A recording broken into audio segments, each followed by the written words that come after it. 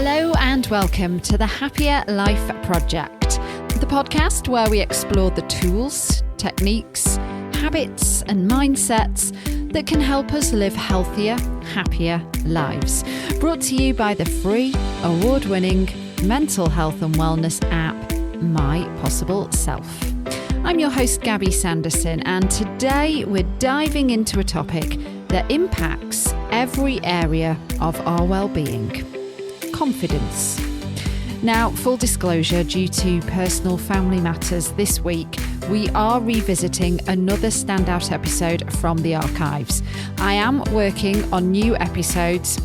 That said, because this podcast has been going now for over 3 years, I do think some of these episodes bear repeating because the wisdom and teaching from the guests are timeless and so helpful. And today, the conversation I've chosen to return to is a powerful one with someone who knows what it takes to build confidence and live authentically. And she's called Minaa B. Confidence, it's a word we hear a lot, but what does it actually mean? True confidence isn't about arrogance or feeling superior to others. It's about having a quiet, secure belief in your abilities and knowing that you're capable and you have a voice. But here's the tricky part. Confidence doesn't come naturally to everyone. And for many of us, it can feel quite out of reach. The good news is, even if confidence doesn't come easily to you, it's something we can cultivate. And today's guest is here to show us how. Minaa B is a mental health educator, speaker, social worker, and author of the brilliant book, Owning Our Struggles. She's also the founder of I'm So Mature, a media company that bridges pop culture, music, and personal healing. With over a decade of clinical experience, Minaa's work centres on helping people cultivate confidence, self-care and self-advocacy through the lens of boundaries and community care. Minaa's approach is rooted in the belief that culture profoundly shapes our mental health and that thriving as individuals is deeply connected to caring for one another. Minaa has built an impressive platform as a speaker and educator. With well over 250,000 followers on Instagram. She also has a popular podcast called Mindful with Minaa, and her work is a beacon for anybody seeking to grow and heal in a world that often feels overwhelming. In this episode, Minaa shares her insights on what it really means to build confidence and why it's not something you're born with, it's something you work at. Minaa offers advice for those moments when life knocks your confidence, demonstrating how to rebuild and strengthen your mental resilience. You'll also hear her tips for setting healthier boundaries in relationships, as well as why taking risks and facing fear head-on are essential steps in personal growth. This conversation isn't just about confidence. It's about reclaiming your sense of self, owning your struggles, and finding the courage to be seen in a world that often tries to make us shrink. Whether you're tuning in for the first time or revisiting this episode for a fresh dose of inspiration, you are in for a treat. So, ready to find a healthier, happier you? Let's head back into the archives and dive into this empowering conversation with the incredible Minaa B. Welcome, Minaa B, writer, speaker, mental health educator, therapist, and I would add social media influencer to the list as well, to the Happier Life Project. Hi, Gabby. Thank you for having me. You teach people how to cultivate self-care and self-advocacy through the lens of boundaries and community care. So confidence is obviously going to play a huge factor into that. Yes, absolutely. And working on it. Yeah. And I pulled this directly from your website. It's kind of a mission statement. You believe in the power of community oriented healing as an emotional wellness practice that helps us understand how our relationships with others help to deepen the relationship we have with ourselves. Mm-hmm. Yeah. So before we get into confidence, why and how did the mentioned become your life's work? So my own personal struggles with mental health is pretty much what led me to this work of healing, really being into the mental health field and just really understanding, how the brain works, how the body works, how the mind works. But most importantly, how do people develop the resilience to continue on, even in the midst of adversity and hardship? And I think for me, because I had my own personal struggles and my own dealings with mental health, I realized that I had to build some level of self-advocacy as well as self-care to be able to maintain my well-being. The boundary piece came into understanding that a lot of the things that I was dealing with also came from me being a people pleaser, me being codependent, me wanting to make everyone else happy while I suffered. And in order to change that dynamic, you do have to learn how to advocate for yourself. You have to learn how to advocate for your needs in order to get the life you think you deserve. And for me, it really meant tapping into my own wisdom and recognizing, okay, I have this pain, I have these struggles, but what role am I playing here in this? And when I realized that I lacked boundaries and I lacked the confidence to really assert myself and really advocate for myself, those were the areas where I realized I need to heal. And that began my life's work. So, confidence. Mhm. Confidence helps us to feel ready for life's experiences. When we're confident, we're more likely to move forward with people, with opportunities, and not to back away from them. Do you think that on the sort of get-go or from the start that people are born more confident than others? And how important do you believe those early childhood years are in terms of nurturing and developing a child's confidence and the problems, perhaps if that isn't developed, that can go on to affect us later on in life? So I definitely think early childhood development plays a role in a lot of the ways we show up in society, our self-esteem, our confidence, how we see ourselves, how we build connections. A lot of that definitely stems from childhood. It stems from having parents who are supportive, how your parents speak to you. Did you come from a childhood where your parents belittled you? If you got bad grade in school, they called you terrible names, they put you down, they weren't very supportive. People who grew up around emotionally immature parents or adults may also find that their parents had needs, emotional needs that they forced their children to tend to. So instead of the child having their emotional needs met, they found themselves having to care and care for their caregiver, care for their parent, having to show up in ways that forces you to be more like an adult than a child. And so when you are raised in an environment where you're shrunken, you're told that you're not good enough. You're told that you're not smart. You're put down often. You're not praised. That can definitely impact how you develop and how you continue to move through the world. If our parents are often our first teachers, our parents are the people that we go to for validation. And so if your parent can't give that to you, your parent can buy you things, your parent can meet your basic needs. But if your parents are not meeting your emotional needs, then that can impact how you see yourself.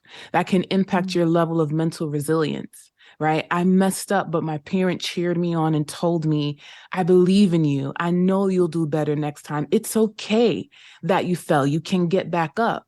Versus, I can't believe you. You let me down. I'm so disappointed in you. I could have raised a better child. I wish for a different child. These are things that adult children have shared to me that their parents have said to them.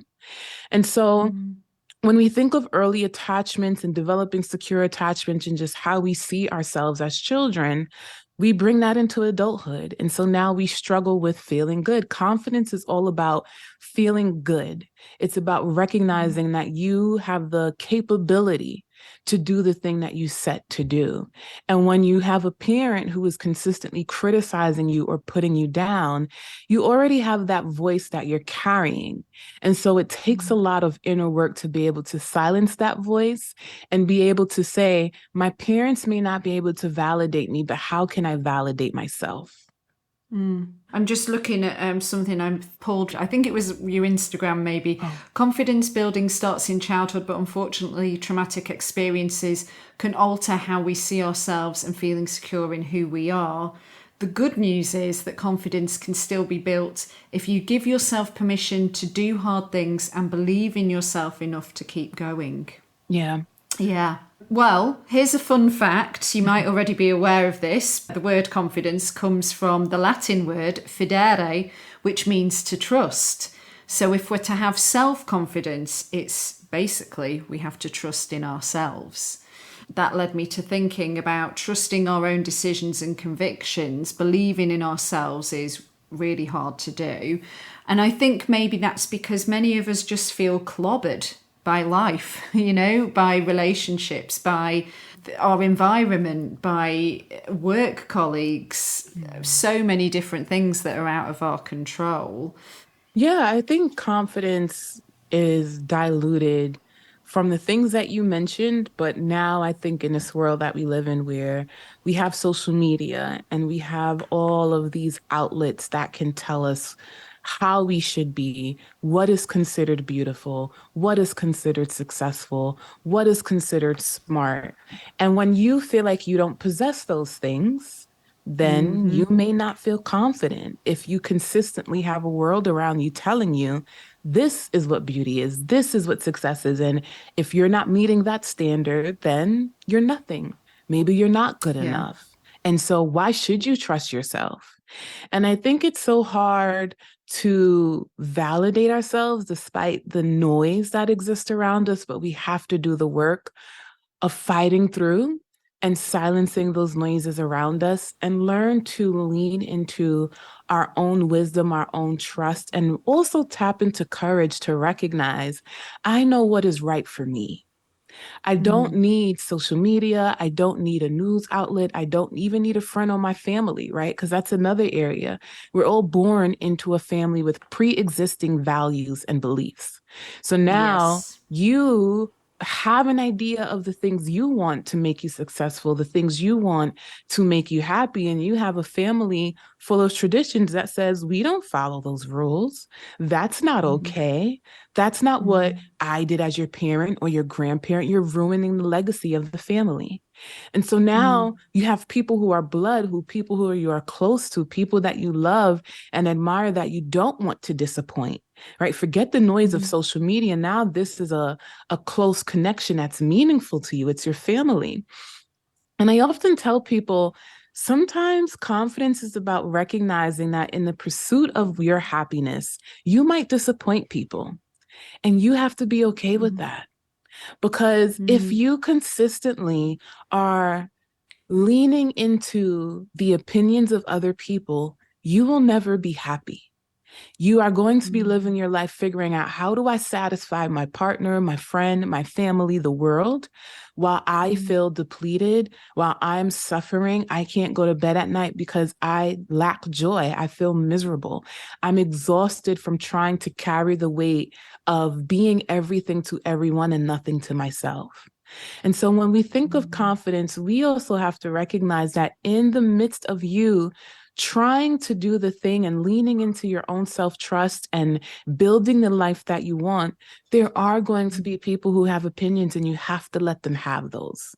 You have to let them have those feelings of disappointment and trust.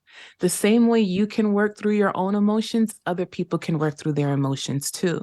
But if we're chronically saying to ourselves, I can't have this thing because this person is going to feel this way, then we're not going to be happy. What about on the flip side, if it's somebody else disappointing you and knocking your confidence. Maybe it's heartbreak, maybe it's not getting that job promotion. Again, there's many different factors as to how that could be. Maybe you were a confident person until something happened. There was a particular incident. Maybe that's why you get clients that come and seek out you to kind of get you back to where you used to be. What about them? Yeah, absolutely. Our life experiences can definitely impact our self-esteem. So you could be really, really confident. Like you said, that partner that you were with, that you loved and thought you were going to get married to, you break up, and now the sense of rejection makes you feel like you're no longer lovable. So you don't have confidence to go back out and date. Also, like you said, you didn't get that job promotion. And so, what have I been working hard for? Is it that I'm not smart enough? Is it that I'm not good enough? And so, when you are the person on the other side who you've experienced something, it's really important for us to check in with our level of mental resilience, right? Because hardship does happen.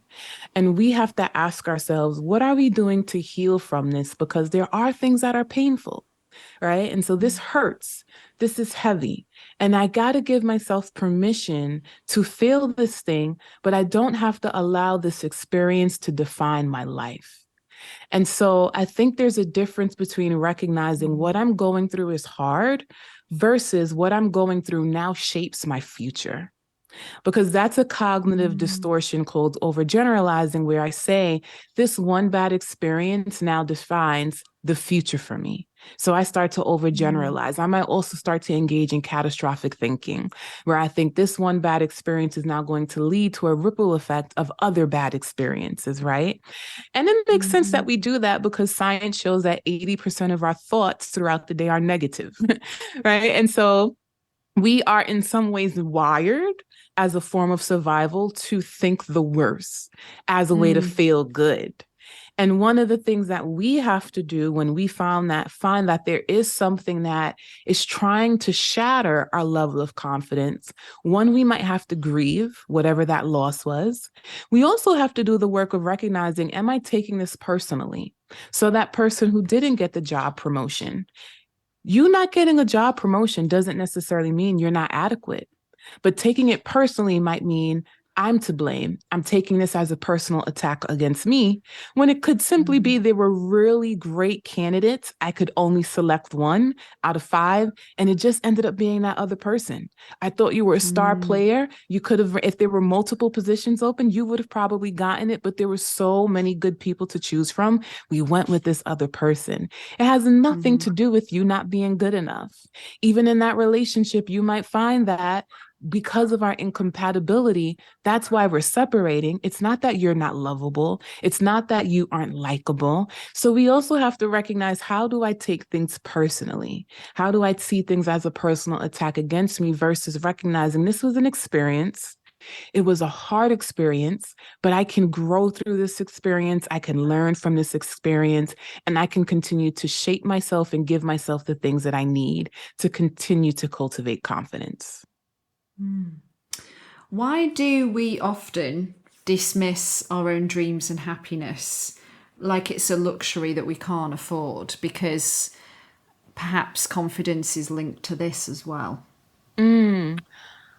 I think we often dismiss our dreams and happiness because there's multiple things. One, it's easy to dream about something, but in order for you to be happy, you have to invest in your own happiness. Happiness is not just going to fall on your lap, right? And I think some people think that when people ask me, how do you become joyful? Well, you have to cultivate joy.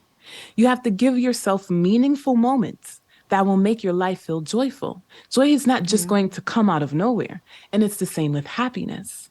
And so I think the first step is, it's easy to dream, but it's really hard to engage in action. So we have to ask ourselves, if this is a thing that I want, why am I getting in the way of taking the actionable steps to get there? Sometimes we live in our comfort zone and we recognize, well, if I want this particular thing that I know I'm really passionate about and I really want to pursue it, I have to put myself out there and it makes me anxious. And instead of saying, I can do this thing and manage my anxiety, we say, nope, And my anxiety is chronic fear and worry. And so if I feel fearful, that means this is bad and I'm just not going to do it. So I think that's the Right. first issue that a lot of people have, that we allow our emotions to control us. So if I feel Yeah. fearful, I say, well, I shouldn't do this thing instead of working through the fear. A lot of people will say to Mm. me, how do I become fearless in the pursuit of my own happiness? And I say, why do you have to be fearless? Why can't you pursue happiness while also just being afraid at the same time? So we, as a society, that term being fearless, fear is a feeling. There's no way Yeah. to eradicate feelings. I also don't think it's realistic to say that in the pursuit of the life that you want, you're never going to have fear.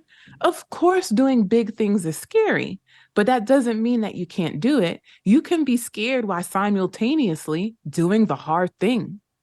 And I think that when people learn to manage their emotions and stop allowing their emotions to control them or dictate their decisions, they may find themselves moving closer to happiness. There's another thing I want Mm. to add to that, though. And there's a concept called delusional optimism. And what that means is we create these stories in our head that we get very hopeful and optimistic for. And we say, until that thing happens, I'll be happy. And what Right. that does is it takes away from us recognizing the things that we have in front of us that also plays a role in our happiness. So what we do is we say, I can't be happy until dot, dot, dot. Yes. Yeah. Yes. Mm-hmm. When we reflect on that, we recognize again, we're standing in our own way by creating this Mm. false narrative that says, there's no way with what I have now, I can't be happy. But when I get that thing, I'll be happy. And I think we Mm. all have to really reflect on that because that's us. We do it to ourselves. It's our mindset. And until we shift that mindset, we're going to stay stuck in the place that we're in.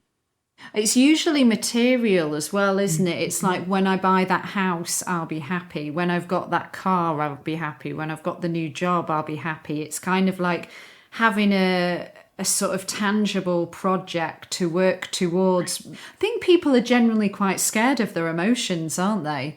Like they don't really want to go there if it's something that's maybe, I don't know, quite an extreme emotion like fear, love. I think people, like you said, get in their own way a lot and they'd just rather shut things down or be closed off because the fear of getting hurt is too much to contemplate. Absolutely. Absolutely. And I think everything requires a risk in life. If you're not willing to take a risk, you're never going to grow. And so Mm. you have to ask yourself, am I happy where I'm at right now in this moment? And if there's something better out there for me, if there's something that I know that I desire, there's going to be a risk involved. And I have to be willing to take that risk to give myself the life I think I deserve. I always say Mm. that to people. If you have a life you think you deserve, it's your responsibility to give it to yourself. And I think that when we really tap into that, we recognize that again, it's scary, but I can be afraid and get the job done. I don't have to wait for my fear to dissipate to say, well, once I'm fearless, then I'll get started. No, you have to get started while you're afraid so that you can teach yourself, oh, this isn't scary after all, because I'm doing it. Mm. But until you step Mm. into action, if you're standing still, you're not moving, you're not growing, you're not evolving. Mm-hmm. And we have to be willing to just put ourselves out there and take a chance on ourselves and believe we deserve to take a chance on ourselves as well. Because probably people hide behind confidence as well in terms of saying, I'm not confident enough to do this. And I watched a YouTuber say that we've actually got it the wrong way. People think you need confidence to try new things or to chase for those dreams. But she said by trying new things and chasing those dreams, that's how we build our confidence. I think that's pretty much what you were just saying. Absolutely. Anything in life is built. Healthy relationships are built. Confidence is built. Having high self esteem is built. We create these things for ourselves. And I think people think sometimes that it just happens. It's going to happen. I'm waiting for the day that it happens. And you Mm-hmm. have to say, no, that day is going to come when you make changes, when you take actionable steps, and when you recognize you're teaching your brain, oh, this thing can be done. I do have the courage to do this. This thing isn't as scary as I am. That's how behavior and emotion work together. The emotion is Right. present, but until you engage behavior, that emotion starts to change. So, for those of you, a simple thing is people who first started learning how to drive, it was your first time getting behind the driver's wheel, you were terrified.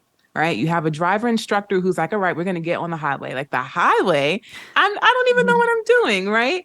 So you're scared. But the more you're doing it, that fear dissipates.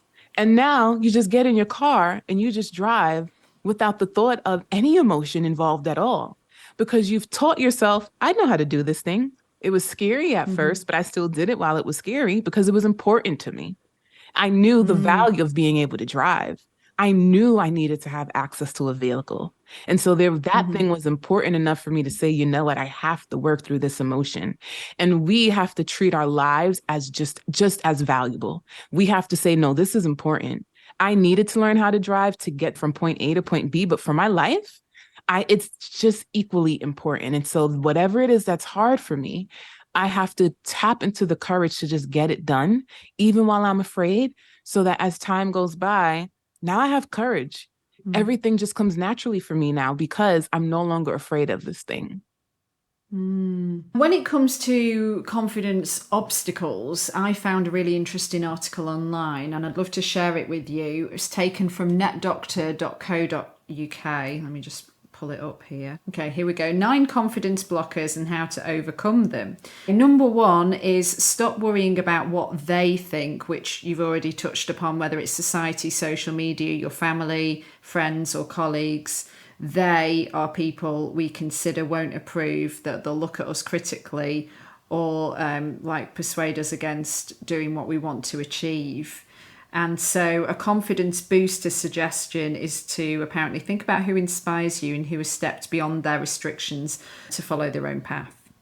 Okay, number 2 is avoid people who bring you down. Do you have a friend or colleague who makes you feel bad about yourself or feels like an emotional vampire? The suggestion is if your confidence is low, consider who you want to be around. If your mobile rings and the name that comes up makes your heart sing, answer. If your heart sinks, call them back when you feel stronger. I think we all get that anxiety text. Or I would like the emails as well with work. It's like, I suppose with work you have to open them, but there's certain people that you're just like, what do they have to say?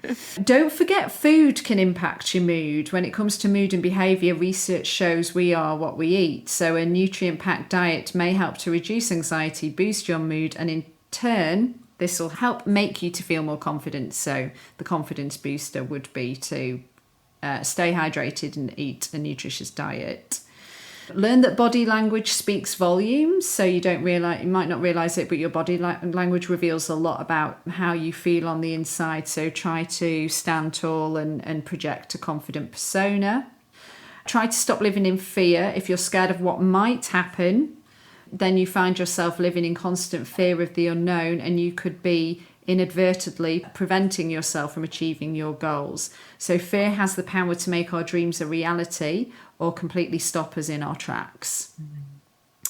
And the first step to overcoming your fears is to face up to them, is the confidence booster. So it's just a couple more. Don't give in to your negative inner voice. So that little voice inside your head constantly making you doubt yourself can be really powerful. It can actually never stop talking. And so they suggest confidence booster to be positive affirmations. Identify stressors to overcome them. When we're stressed or pressured, then our innate fight or flight mechanism kicks in.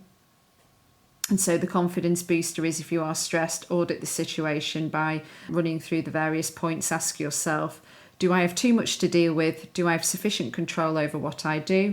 Do I have enough support to achieve what's required of me? Are my relationships supportive? Do I understand my roles and responsibilities? How can I manage change? And the final one is don't chase other people's happiness. Are you hoping to meet the partner of your dreams to make you happy? Waiting around for someone else to make you happy is the best way to be sad. So a confidence booster would be from hobbies to personal goals or me time, connect with what truly makes you happy. So Mm. that's that article. I thought there were some really good points on there. I mean, a lot of that obviously you will know. I thought those were some really, really great points. I really liked the one about body language. It made me think of when I was an undergrad. I actually studied business for undergrad, and then for grad school, I pursued my master's in social work. So when I was in undergrad for business, I had a business professor, of course, who talked to us about the power of a handshake. And, that was so many years ago, but he drilled into us the power of being present in the room and giving a proper handshake, which is pretty much just a strong handshake versus a weak one, right? One where your arm practically feels limb versus you having control and really connecting with someone and really showing people that you're present in the room so that you become unforgettable. And so I do a lot of speaking events. I tend to be in a lot of public places. And because that was so drilled in me, till this day, I will have people who say, like, wow, Mina, your handshake is so powerful. And I'll have people say, like, this is Mina who gives a really, really great handshake, right? And it makes me think of even how we present ourselves without speaking can exude something about ourselves. And so a simple handshake, who would think that that would be something that people, oh, I can't forget that girl because she's the one who gave that powerful handshake, And so something as simple as that around how we walk into a space and say, I belong here. And so I'm going to give people that powerful handshake because sometimes confidence makes us develop some sense of social anxiety, where I think even in the article and what we talked about today, we have this fear of judgment from others. And so we walk into a room so concerned about what other people are going to think about us, we don't realize that we're shrinking ourselves in that moment.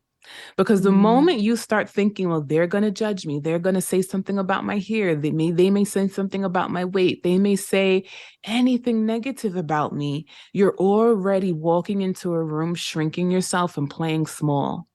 And then people Yeah. are like, oh, I didn't even know you were there. And that's hard to hear. But I think when we reflect and say, again, mental resilience is all about recognizing what is the inner work that I need to do to recognize maybe I'm the one getting in my way.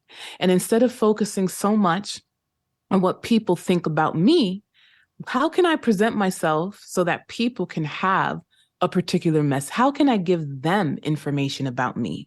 And I can do that by walking into a room with my head high, my posture straight, and giving people that firm handshake so that yes, I'm here. Of course, I'm in the building and I belong in this building. And I think there's a difference between being that person who exudes that confidence and knowing that I belong in this space and I feel good in this space. It doesn't matter what people think about me. I'm going to give you the information I want you to think. So when I come in this room, the way I speak, the way I talk, the way I hold myself, before you can cast any type of judgment, I'm giving you the critical information that you need before you could develop your own theory or opinion about me versus shrinking yourself so much that now people aren't even judging you, they don't even see you. And I think there's a huge difference between the two. Do you think even a simple confident handshake and holding your head up high, walking into a room maybe with people that you don't know, if that seems a bit challenging, do you fake it till you make it? Sometimes you have to. Yeah. Sometimes you have to fake it till you make it. Yeah. And again, it is challenging, especially if you're in an environment where you don't know anyone. Again, we don't have to live through life thinking in order to do something, in order to be confident, we have to be fearless. So you are going to walk into that room feeling, oh man, this is kind of scary. But again, what are the words that I'm telling myself? How am I boosting myself? If I know this is scary, I need to give myself a good pep talk.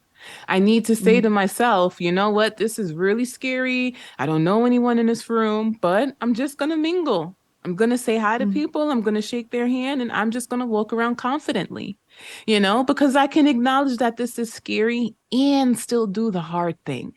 And so I don't necessarily think that's faking it, but if we want to phrase it that way, Hmm. you can fake it till you make it, because you might afterwards, you might have a conversation and tell someone, I was so terrified. Like I was freaking out the whole entire time, but I'm happy I didn't show it because I did it. I was able to hide those Right. emotions, right? And so sometimes you do have to fake it till you make it, but you're also recognizing that the thing that I'm doing here is just recognizing this is hard, but I'm still doing it.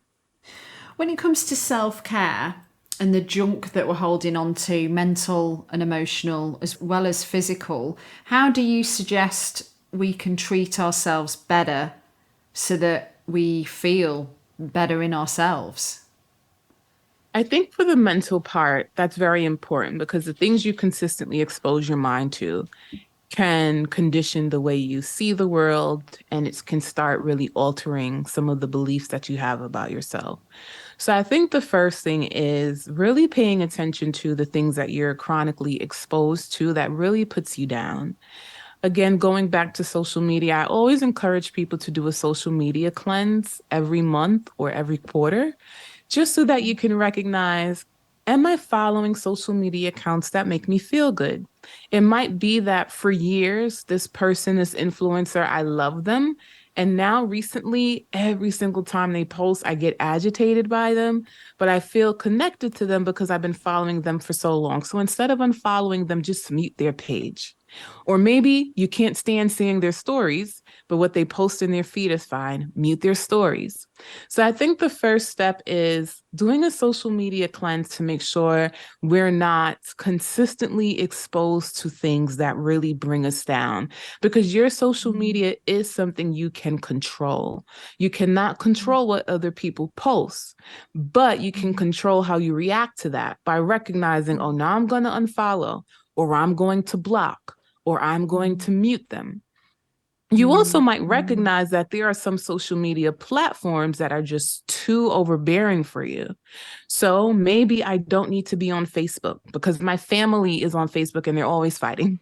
And every time I go on Facebook, they're nitpicking with each other. There's some sort of issue. This platform feels so draining. Maybe I just don't even need to engage on that platform anymore, right? So those are some Mhm. ways that I would encourage. Another thing, and this is about building up both your mental and emotional self-care, is really doing that work of talking highly about yourself, giving yourself a pep talk, giving yourself words of affirmations, saying kind and good things to yourself, because a lot of us are naturally inclined to tear ourselves down. And Mm. as I shared earlier, unfortunately, 80% of our thoughts are negative throughout the day. And so you have to think, out of that 80%, how many of those thoughts are about me that are negative? And so I and anyone else, I encourage people to be able to recognize what are the thoughts that you're having, because you want to be able, in order to build mental resilience, you have to speak kindly to yourself. And so Mm. self-care is also about nourishing yourself, and nourishing yourself is about how you view yourself. How do I speak to myself? Would I talk to my child the way I talk to me? Would I talk to my colleague the way that I talk to me? And if you find that you'd say no, chances are you need to develop a better form of communication that you have towards yourself. So those are some things that I really encourage people to start with when it comes to recognizing what are those outward sources that we can start setting limits around that we know don't make Mm. us feel good, but internally, we have to set limits with ourselves and learn to be Mm. kinder to ourselves and just be more in tune with the way we treat ourselves. So we're putting the work in with how we're treating ourselves, and we're doing the work in terms of how much we're letting social media, the media in general, TV, films, books, the press, how much like that is affecting us and our confidence. Relationships with others is a little bit more tricky. Some slides, I hope you don't mind, that I pulled from your Instagram, I'd love to share because I thought they were just really, really helpful and could be applicable to friends, family, and romantic partners. 4 slides, if that's cool. Yes, that's fine. You said it is healthy to have standards, and expecting someone to show you kindness and empathy and be respectful of your time is not too much of an ask. It's the bare minimum. That was number 1. Number 2, it is healthy to want your emotional needs to be met when a person consistently fails to show up, commit, or continuously leaves you feeling confused. It's okay to move on or do what you need to protect your emotional well-being. It is healthy to pay attention to how somebody makes you feel. If a person is constantly making more withdrawals than deposits and leaves you feeling unhappy and drained, you must be willing to ask yourself why this person still has access to you and if what you're gaining matters more than what you're missing or losing. And the last one was, it is healthy to be an adult and communicate when things are over instead of dragging people along or ghosting them. Maybe that is a little harder with family members. But I was like, I need to blow these up and put them on my wall. These messages. Absolutely. I think we all could just use the reminder every now and then regarding relationships. But I think it's interesting when you say family too, because I think that reminder still correlates. I think it's important to remember that even family members owe you respect and kindness. I think sometimes we follow through blind loyalty, we end up following family members because we're like, well, they're blood. So Yeah. even though they're mean to me and they talk down to me and they're very terrible and nasty to me, Yeah, and they chip away at my confidence. right, and they're making withdrawals more than deposits, and they're impacting my self-esteem and my confidence and how I see myself. They're family. And I hear people say that all the time, and it's important to remember that your family is still just a relationship, right? Yes, it's through blood. It's a Yeah. relationship through blood. All relationships require emotional safety in order for us to develop secure attachments. The reasons why we have such avoidant and disorganized attachments with our family members is because they don't make us feel good. They are not kind. They are not respectful. They make more withdrawals than they do deposits. And yes, you are my person through blood, but you still owe me respect and kindness. It is still healthy for me to expect this from a family member. And so Yeah. there are some people who have to recognize that because it's family, when you draw a boundary, the repercussions to it might look a little different compared to maybe a friend or a partner. But your emotional safety is still important, whether it's with a friend, partner, or a family member. It's just that the way that person might react might feel a little different because this is a family member. But I really Yeah. encourage people to recognize your boundaries matter. And when a family member is making you feel unsafe, they're making you feel small, and they're not willing to do the work to hear you and understand how they're making you feel and how they're contributing to your lack of emotional wellness, then it's important for you to decide, how do I show up here? How will I continue to communicate? The holidays are coming. And so if I'm going to see them during the holidays, what does that look like? Do I want to go to their house over the holiday? Is it better for me to stay in a hotel? That is what a boundary looks like. Oh, I don't actually want to have this conversation around the dinner table. I'm going to change the subject, or I'm just not going to participate. So if you continue to ask me questions, I just want you to know I'm not being rude, but I don't plan to respond. Things like that. And is it going to elicit some emotions from them? Yes, people are people. People have feelings. I often tell people, when you erect a boundary, stop expecting people not to have an emotional reaction. They're going to, Right. because people Right. have feelings and emotions. The difference is you have to stop feeling responsible for their feelings, and you have to stop feeling like you're responsible for fixing their feelings. You have to allow people to feel what they feel and then give them the space to work through it. So it's the same with the family member. You don't want to stay at my house during the holidays? No, I would prefer to stay at a hotel. I can't believe this. This makes me so angry. I'm so sorry, but this is what's best for me and my family. I'll see you during dinner, but we're going to continue to stay through a hotel. Right. And so allowing that person to be okay, I'm angry about it, and I'm sure you're going to be okay. right? Have the courage to recognize that I've been angry too. I've been annoyed Mm-hmm. too. I've been frustrated too. And I did the work to be introspective and have self-awareness to recognize, well, maybe their boundary is just the way that they're protecting themselves. And so I can also erect boundaries as a way to protect myself and not make it personal. So I think when we really start to own that we're allowed to have boundaries with our family members and be okay with our family members being hurt or disappointed or sad or mad in order for them to go through those difficult emotions to be able to change the structure of the family, Mm. because sometimes we need that to heal. Yeah. Sometimes the Yeah. family needs those wounds to recognize, I can't believe you don't want to stay at my house anymore. But when you realize that pain and you work through it, this is a new custom now. And I'm Mm. realizing, you know what, we can adjust to it. It's hard in the beginning to know that something that we once did is something that you don't want to do anymore. And I'll be upset for a while, I'll be annoyed, but I can work through that. And now this is just a Mm. new custom that we all have to adjust to.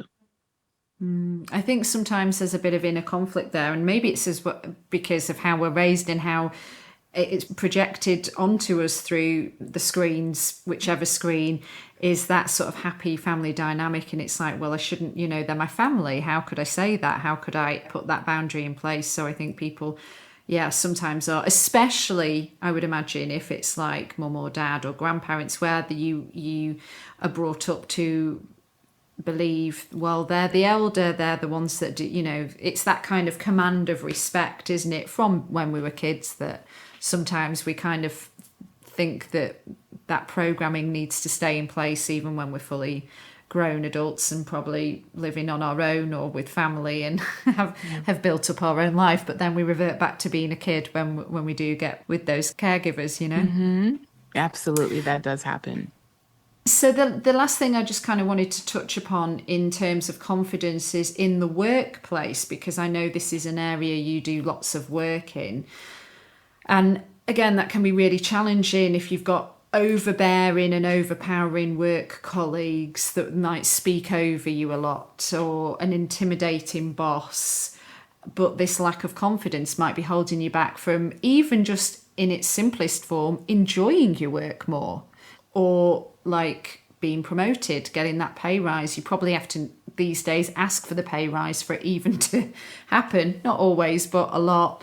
What do you suggest here? Mm. There's many different things to touch upon. I think the first one is recognizing that in the workplace, we can't control people. We can't control that person who works tirelessly, works through the weekends, and then we say, well, this person is getting a promotion and this person is getting all of this, and they work all these hours that I can't work. We have to be mindful of my boundaries are my boundaries, their boundaries are their boundaries. I can't control how they show up. I have that overbearing boss. I cannot control my boss's personality. I cannot Mm. control how they effectively do and manage their work. I think a lot of the times when I'm working with clients in the workplace, I realize how so many people are fixated on the behaviors of others that it pulls away from them owning who they are and showing up as they are. So this person is doing this. I want to get this promotion, but look at how this person is showing up and they're doing all this and they're doing all of that. Do you have the same amount of energy to exert? And if the answer is no, then you have to let them be them and you continue to be you. But I think where Mm. the gaze becomes so fixated on this person is this person, this person, this person, that we start to create this anxiety because we don't feel good about ourselves.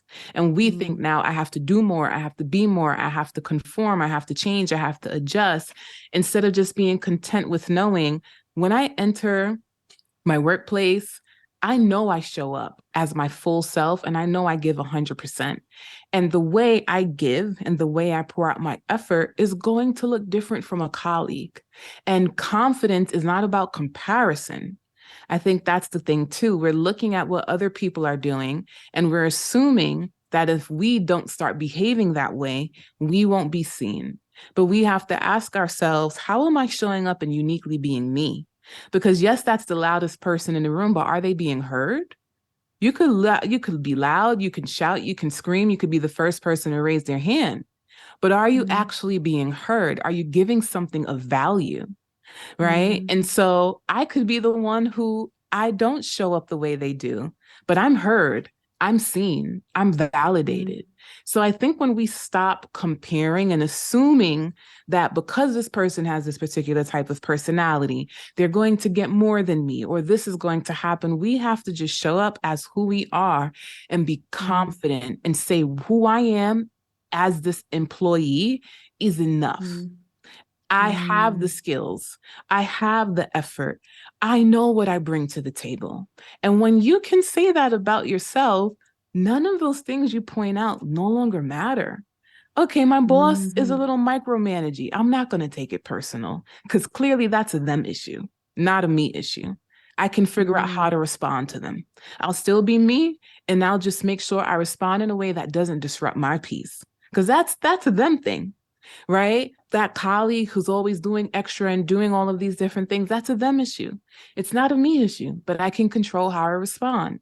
And I can make the mm, choice that gives me peace versus disrupting my peace.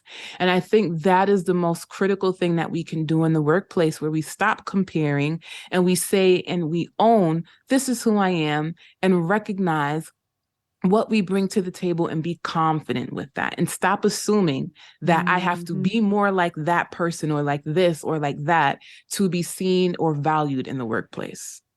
Gosh, pretty much everything of what you just said could also be applied to romance, dating, and Mm-hmm. relationships, right? It's showing Absolutely. up, being your authentic self. This is who I am. This is what I bring to the table. Exactly. Exactly. Yeah. I just want to squeeze in because I'm curious what you think, but I would assume a lot of people struggle with finding their purpose in life. You know, you can have the great job, you can have everything on paper, but there's still something and you can't put your finger on what it is that's just not making you feel right.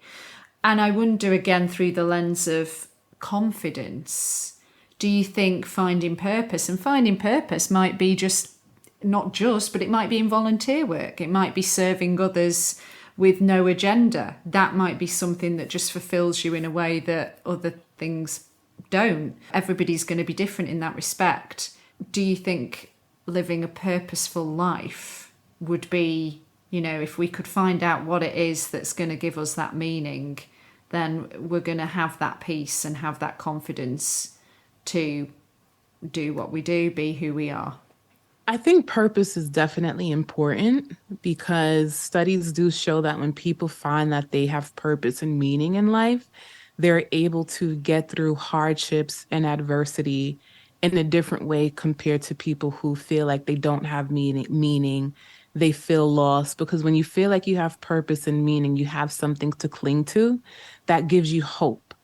And it gives you a reason to wake up in the morning. It gives you a sense of passion. It tells you, it lights this spark within you where despite what's going wrong, these are the things that are going right. And there's so much more out there.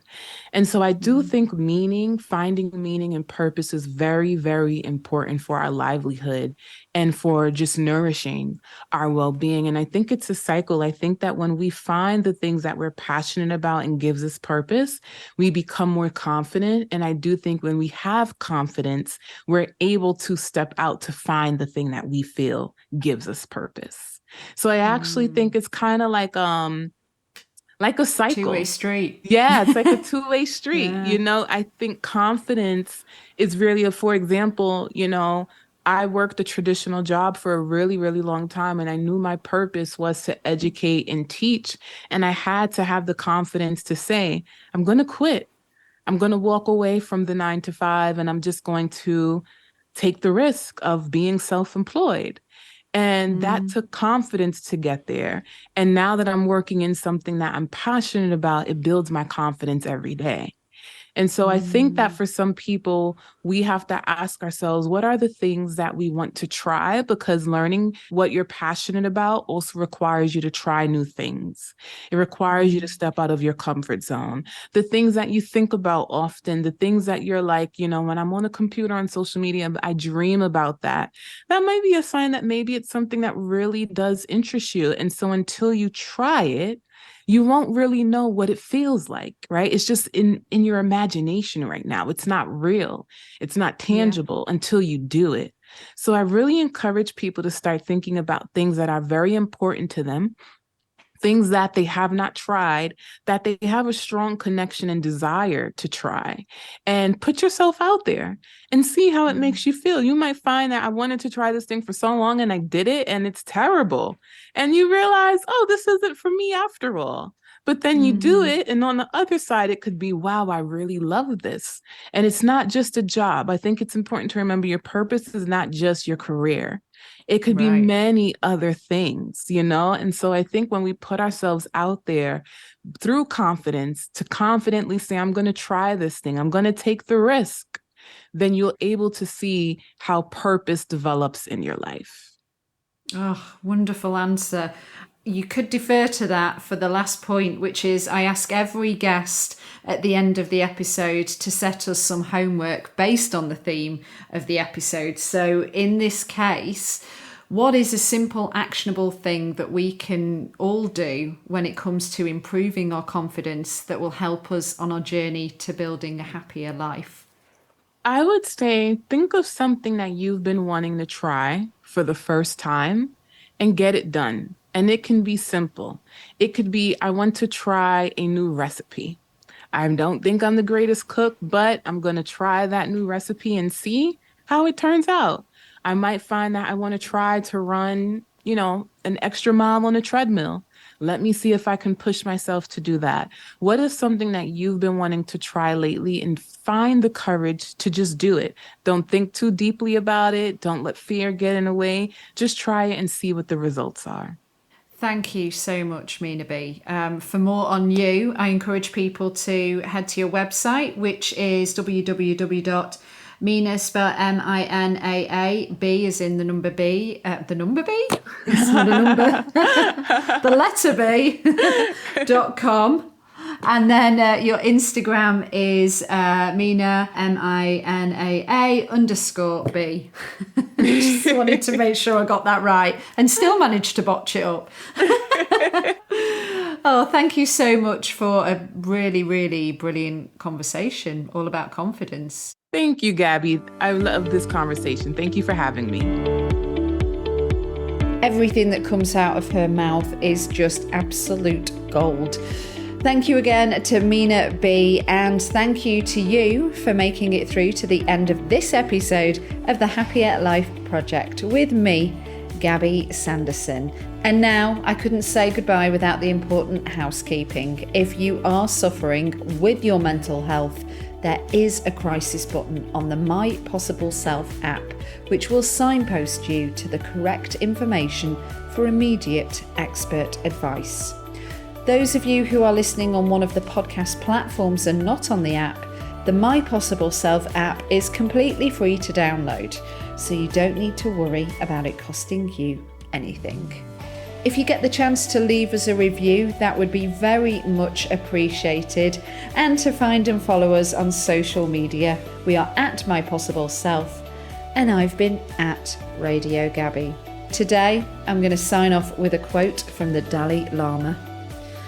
With realization of one's own potential and self-confidence in one's ability, one can build a better world. Do take care, and I'll see you on the next one.